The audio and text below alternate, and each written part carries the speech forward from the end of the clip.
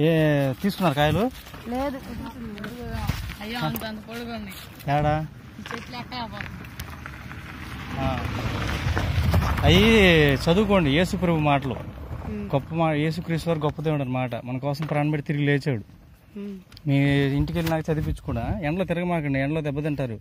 మీరు ఆ రకం చెమటలు పడుతుంటే ఎండలో తిరుగుతున్నారు అబ్బాయి. నువ్వు చర్చికి వెళ్తుంటావా? సండే స్కూల్కి వెళ్తావా?